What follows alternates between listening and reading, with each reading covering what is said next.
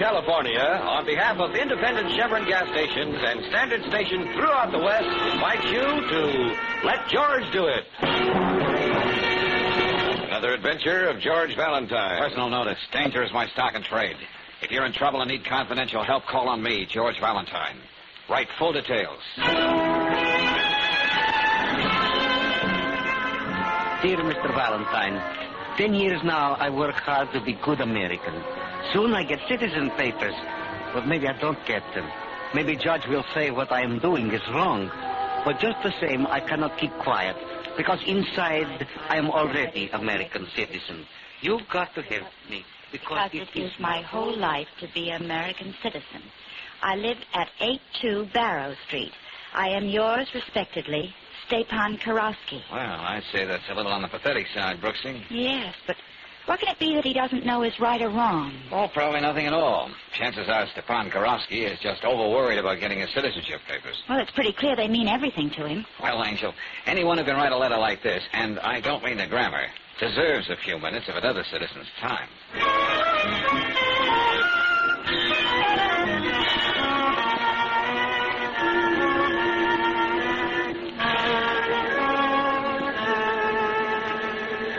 Well, Mr. Karofsky, we got your letter. I do not write so good. Well, you got across what you wanted to say, and that's all that matters. Oh, please sit down. Here, lady, sit. Take this soft chair. Oh, thank you. I'm just bachelor, but I make good cup of tea. Almost like married missus. No, thanks. Don't bother, Mr. Karofsky. In the letter, you said something was worrying you. Now, what seems to be the trouble? I saw what you put in newspaper, but maybe I don't have enough money to pay you. Well, then it's my tough luck. Come on, let's have it. All right. I tell you best I know. A couple of months ago, a man come to me say, Karofsky, you are important man in this neighborhood. Oh, I'm sure you are. Yes, I'm the janitor, young lady. A pipe leaks, Karofsky. Husband beats up wife, Karofsky. Anything that goes wrong in the house, Karofsky. Okay, so you're a big man. Just like on the other side, I was mayor in the village. So people trust me. Like this man say. Yeah? He say, my company collects money from many people in this part of town. Every month they will bring the money to you, and we will send somebody to get it from you. And you will get a few dollars, Karofsky. But money for what? The man didn't say. So I thought it was for furniture, radios, things like that. You know, people down here buy most time on stalling plan. Oh, you... Yeah.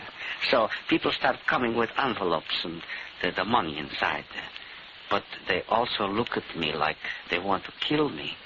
Some don't even talk to me on the streets no more. And that made you think something was wrong.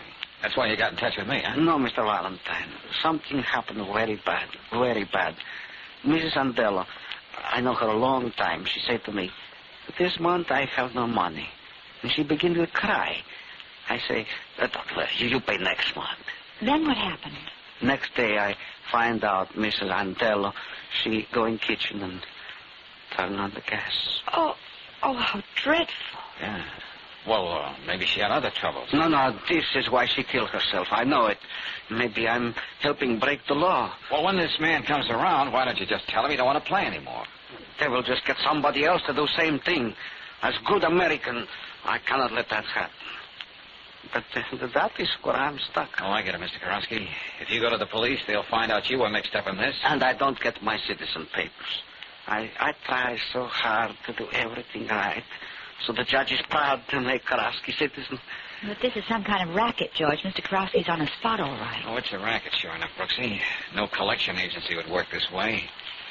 Say, when does this man come around the next time? The man only came first time. After that, it was young lady. She knows nothing either. She gives money to somebody else. Oh, sure, I know. And he gives it to somebody else. So nobody knows who's at the top. Okay, but when does this gal come around? She come tomorrow, 1 o'clock. Only one good thing come from all this. What's that? Yeah? I meet a fine woman.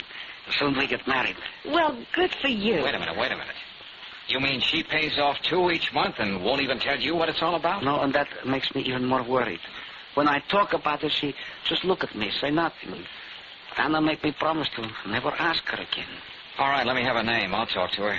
Maybe she'll open up for me. Mrs. Anna Fader, a widow lady. Just around the corner over Bakersfield. All right, just sit tight. How can I thank you? Skip it. Let's just say I'm trying to be as good a citizen as you, Mr. Karofsky.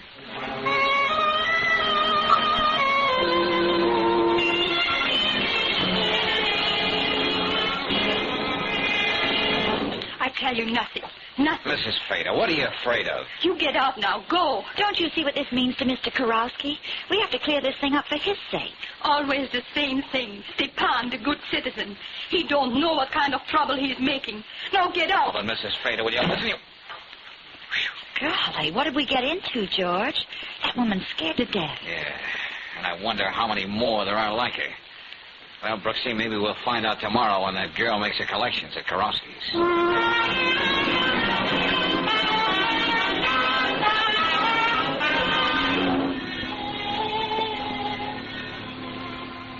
That's Miss Cover now. Always right on time. Okay, come on, Brooksy. Behind this curtain. And don't sneeze. Well, why'd you have to say that? Now I know I... Just a minute. I'm coming, please. How are you, Mr. Karowski? Fine, Viola. You look better today. Not so worried like always. What's the use of worrying? Have you got the envelopes? Yeah, they're right here. Good. I'll see you next month. Viola, wait, please. Yes? Don't you know even a little bit who gets this money and why? You look frightened like others. Worried. Frightened. Why do you keep saying things like that, Mr. Karowski? Well, How many times must I tell you? I don't know any more about this than you do. No, I don't care to know. But we might be doing something wrong. Is it wrong to make a little money when you need it? You know, I can't work much. Certainly delivering some envelopes, they can't hurt nobody. Well, I am sorry. So am I. Mr. Karowski, it would be better for all of us if you don't ask questions. Much better. Goodbye. Goodbye, Viola. Well, that certainly didn't tell us very much. She sounds as though she's in the same boat as Mrs. Feder. Say what I mean, Mr. Valentine. Yeah, come on, Brooksy. Let's make sure we don't lose her.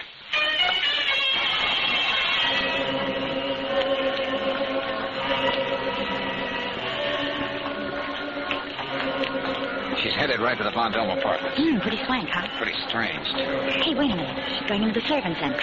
And so are you. Find out where she's going, Brooksy. But how? Make believe you're a maid, hairdresser, anything. Get going.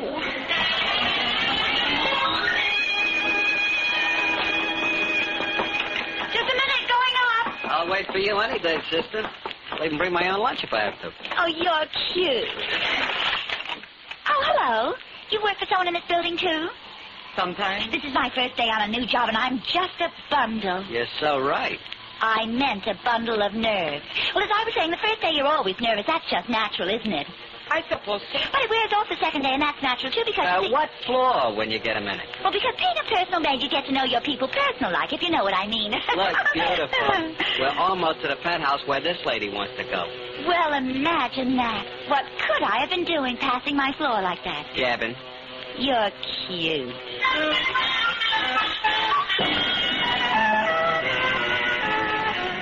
George, Viola might be doing housework in the Armstrong penthouse and won't be down for hours yet. Yeah, well, I don't intend to wait for hours. Besides, it won't hurt to find out just who Maurice Armstrong is. And who are you going to be? Well, I'll think of something on the way up. I represent Mrs. Swenson's employment agency, and I'd like to speak to Mr. Armstrong about one of our clients. Well, I'm Mr. Armstrong's secretary. Is it important? He's busy at the Oh, moment. yes, indeed. It's very important. It concerns Viola Cober and some fees, which are very much past due. Miss Coburn. Yes. What's this about Viola? Who is this man, Miss Wilson? He's from an employment agency, Mr. Armstrong. It seems Viola... Owes us some money, and if I could talk to the young lady, I'm sure I could make her understand Mrs. Swenson doesn't run her business as a hobby. I see. You understand I only have Miss Culver in now and then to do my special lump. Oh, yes. You know, things I don't dare trust in the commercial establishment. Oh, of course. Now, if I could see her for just a moment. Miss Wilson, will you ask Viola to come in? She left some time ago, Mr. Armstrong. Oh, but that's impossible. I was waiting outside the service entrance. Oh, well, she wasn't feeling very well, so I had the houseman take her down in Mr. Armstrong's private elevator. Oh, come now. How much does she owe you, sir?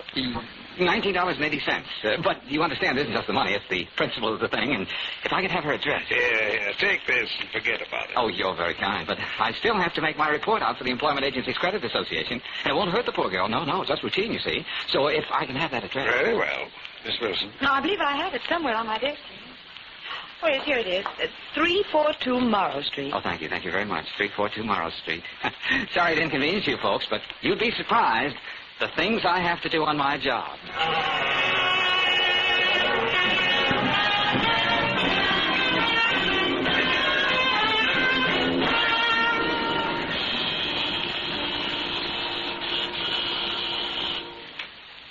Hey, this is strange, Brooksy. You mean Viola's not being home? Yeah. If you were that sick, where would you head for? Home, if I could make it. Yeah, just what I mean, Angel. But it's no use hanging around. We'll get back here later. Oh, where are we bound for? Another blind alley? Oh, you're a pessimist, sweetheart. Blind alley? We made a lot of progress today. We found out that one Maurice Armstrong is a big tub of lard who buys and sells rare books and has his dainties laundered by hand. Oh, I know how you feel, darling. We're going to talk to Mr. Karofsky some more. Let him do the talking. He might say something which seems unimportant to him, but maybe just what we need to see some light in this case.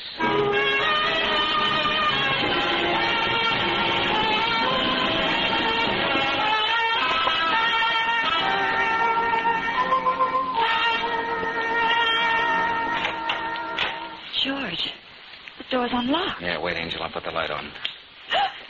George! Oh, they couldn't have done a better job if they used a bulldozer. Mr. Karofsky! Mr. Karofsky! Don't be naive, Brooksy. They didn't make rubble out of this place just for the exercise. No, they gave Karofsky this little party and took the guest of honor with them. George! Huh? Oh, come here, look. Yeah, blood. Oh, they couldn't wait, could they? They started working him over right here. Oh, but he's such a little man. We're up against a racket that thrives on little people, Brooksy. But what kind of a racket? What do they do to scare people dumb? Well, we'll keep running up those blind alleys till we find out.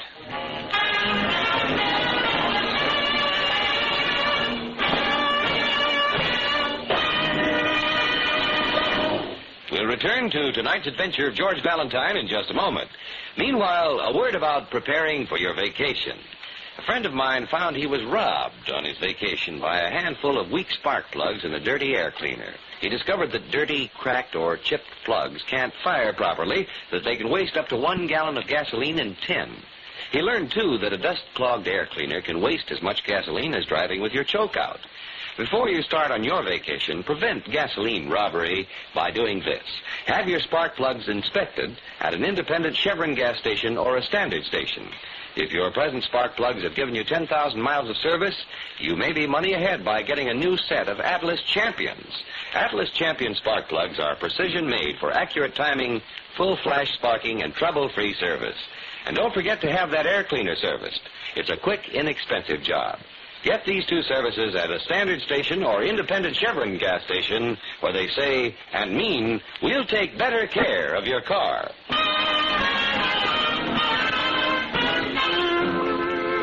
Now back to tonight's adventure of George Valentine. You meet a little man with one dream, to become an American citizen.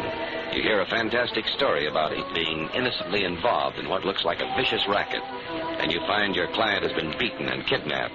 So you start swinging in all directions, like sending Claire down to headquarters to Lieutenant Riley. And you end up talking to that strange girl, Viola Coburn. You took a long time to get home after you left Mr. Armstrong's. It was my day to work for him. Why I should tell you anything? Well, Viola, let's call it a rehearsal before you talk to the police. Oh, Okay. You know the information I want. there's nothing to tell. Once a month I get that money from Mr. Karofsky. I hand it to a man who's always waiting at the entrance to Hanover Park. Now we're getting somewhere. What man? He's a different man every time. Oh, no, that's pretty slick. They know what you look like, but you don't know them, huh? I'm not doing anything wrong. I need whatever money I can make. If I'm not well, I can't keep a steady job. Yeah. I take it you met this Mr. X on the way home from the Von Dome. Yes? Viola, I think you're holding out on me. I don't tell you anymore. I don't tell anybody. I have reasons. What's that supposed to mean? Whatever you wanted to. They're not going to do to me what they did to Mr. Karofsky. Now, please, leave me alone, please. Okay, Viola, okay. But here's my card, just in case you need a sympathetic ear. Please, I just need to be left alone. I'll be hearing from you. I'm sure of it. After I find somebody who will talk.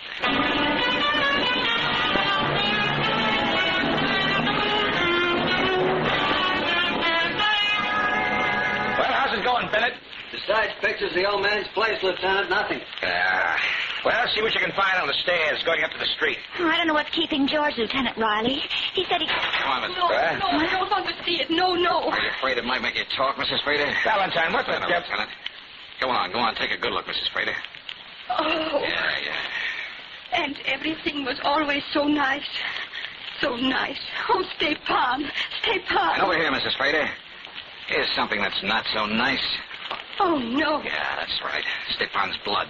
Where is he? What are they doing to him? If you want to find out, and if you love him, you'll loosen up. Now, who are you paying that money to every month, Mrs. Fader?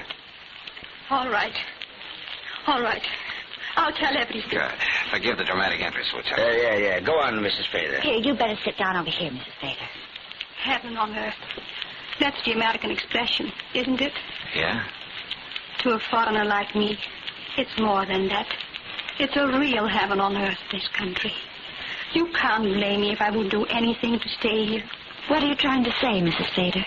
I'm not a citizen. Well, neither is Mr. Karowski yet. But I can never be one. I paid to get across the border. I have no right to be here. Oh? Well, that's pretty serious, Mrs. Fader. I know. And they know it. That's why they make me and the others pay. All my life I would have to pay, or they would tell on me. Uh-huh. Well, there's our racket, Lieutenant. Oh, it's hard to believe. Yeah, this is getting to be bigger than us, Valentine. It calls for a trip to the Federal Building. Yeah. Please, you must find Stepan. I don't matter about me now. We'll do everything we can, madam. Well, you can carry the ball from here, Lieutenant. But I've still got a client named Stepan Karowski.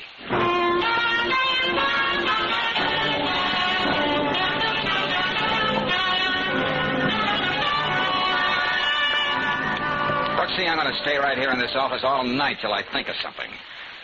So go on home, get some rest. I can't hear a word you're saying. Thanks, honey. Oh, darling, you mustn't blame yourself. Oh, just I keep thinking of that little guy. Pipe gets a leak, Karowski. Anything goes wrong, Karowski.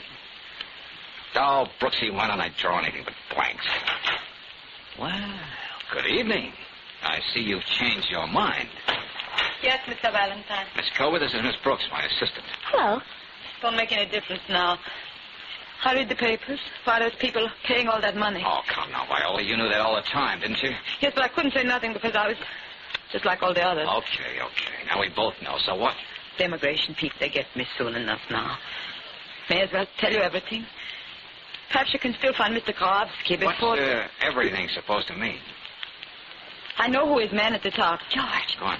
I lied about meeting those different men in the park. I always brought the money directly to Maurice Armstrong. Why, that fat pig. Bigger than you think, Mr. Valentine. He takes all he can get to smuggle people in the country and then blackmails them for the rest of their lives. Anybody's guess in how many other big cities he does the same thing. Uh-huh. Shall I call Lieutenant Riley, George? No, Brooksy. We'll pick him up on the way to the Von Dome. It's his party, but I want the pleasure of making Armstrong tell me what he's done with Karowski. Mr. Valentine, I'm afraid of what they do to me. You'll be okay, Viola. We'll drop you off at your place first. Lock yourself in and stay put till you hear from me. Now, come on, let's get going.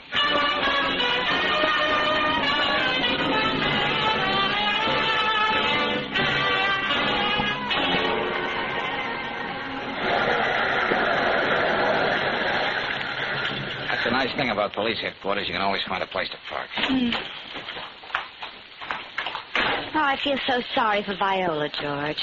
She looks so cowed, beaten, always looking down, away from you. Well, she's been under a lot of pressure, Angel. She doesn't even care how she looks. Isn't there anything that can be done for her? Besides sending her to a beauty parlor, I don't know, Brooksy. It's not our job. Hey, put me through to Lieutenant Riley's office, will you, Hennessy? Sure thing, Valentine. Take it on that phone over there. Okay, thanks. This is George Valentine. Let me speak to the lieutenant. Out where? Say that again. Uh-huh. Found dead, huh? Okay, thanks. What is it, George? Another blind alley, Brooksy. Only this time there's a body at the end of it.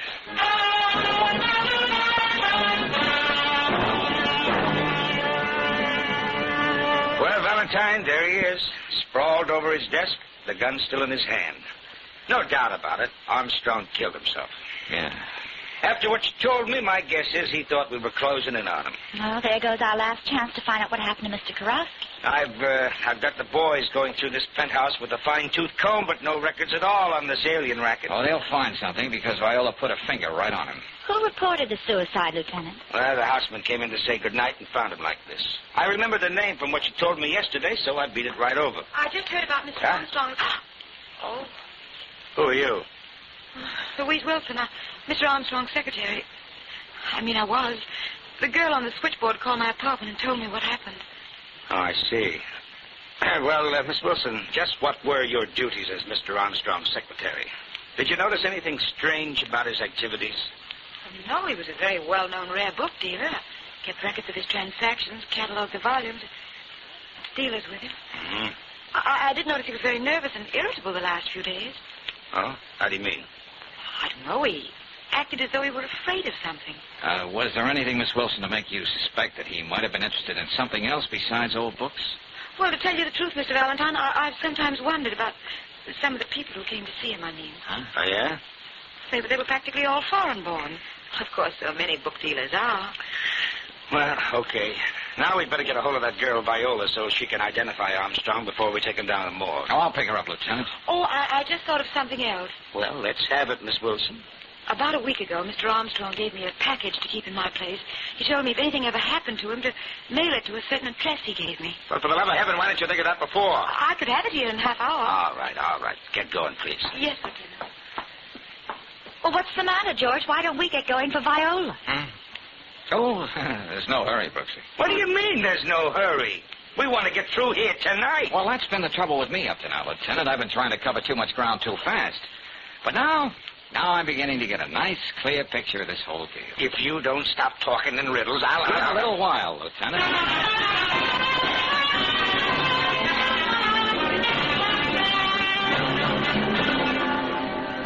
And so, Miss Cobra, you absolutely identified this man as the one you delivered the money to. Yes, sir. Mr. Armstrong. Mm-hmm. Well, that settles that. Now you can run along. Just a minute, Viola. Yes, Mr. Valentine? Remember the first time I met you in your room? You said you didn't want them to do to you what they did to Mr. Karofsky. Yes. How did you know that anything had happened to Mr. Karofsky? Well, Miss Brooks and I were the only ones who knew that. You must have misunderstood what I say. Maybe I did at that. Valentine. Lieutenant, I wonder why Miss Wilson isn't back yet. She's been gone more than an hour. Would you have any ideas on that, Viola? Of course not. Why should I? Isn't it a safe bet to say that Miss Wilson could never get back here until you've gone? George, you're trying the lieutenant's patience and mine, too. There's another question you might be able to help me with, Viola. I don't understand. Miss Wilson only knew me as the man from Mrs. Swenson's employment agency. Now, why wasn't she surprised when she saw me here tonight? And why did she call me Mr. Valentine? Lieutenant, what did you say? I don't know. Remember, Brooksy, you remarked about Viola's hair? What a pity it was that such a beautiful blonde locks were beginning to look like a wig. Well, that's what it is. No! What the devil? She's a brunette. And if you took a handkerchief and rubbed some of this theatrical makeup Oh, off of her, George, take your hands underneath you'll find Miss Wilson. You're right. No. Oh, yes. And not Mr. Armstrong's secretary, his boss. Well, Valentine, this tops them all. And she's all yours, Riley, after she tells me where she's got Karofsky.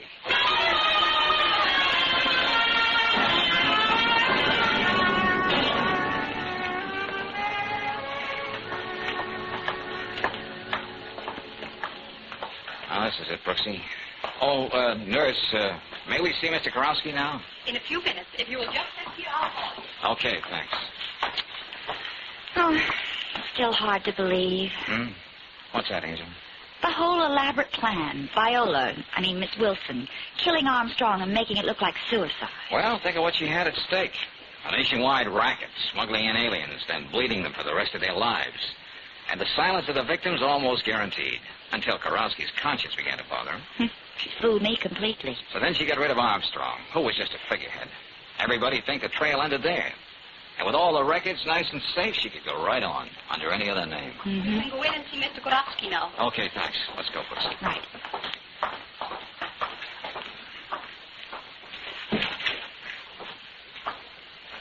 How do you feel, Mr. Karofsky? Oh, outside, not so good, Miss Brooks, but inside, beautiful.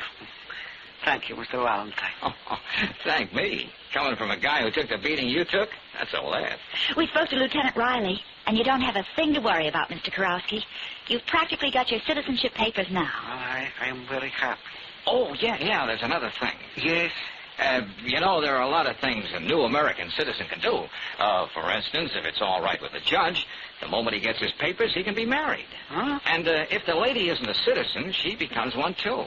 That is, after she spends a little time, say, in Canada, Mexico. You mean Anna and me? Let me be the first to congratulate you, Mr. Karofsky. Oh, my, this is a wonderful country.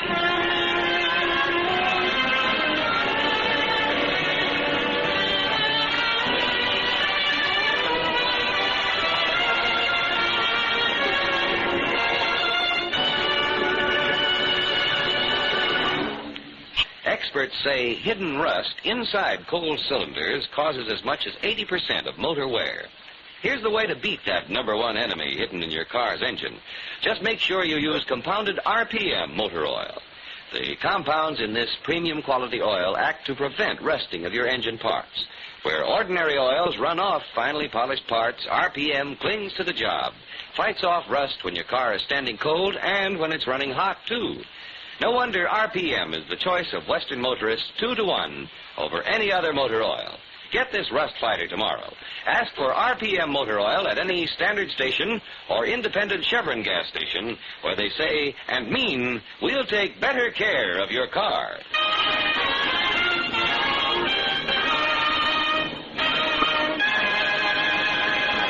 Next week, when you tune our way for another adventure of George Valentine, you'll hear... Now, look, Thorpe, I don't like to return such a very pretty check, but I'm here to call it quits. Oh, now, listen, you're not that busy. You can at least turn around when I... What's the matter with him, George? Just a minute, Brooksy. Hey, you'd better go on outside. If he could turn around, it would be the neatest trick of the week. He's got a letter opener stuck in his chest.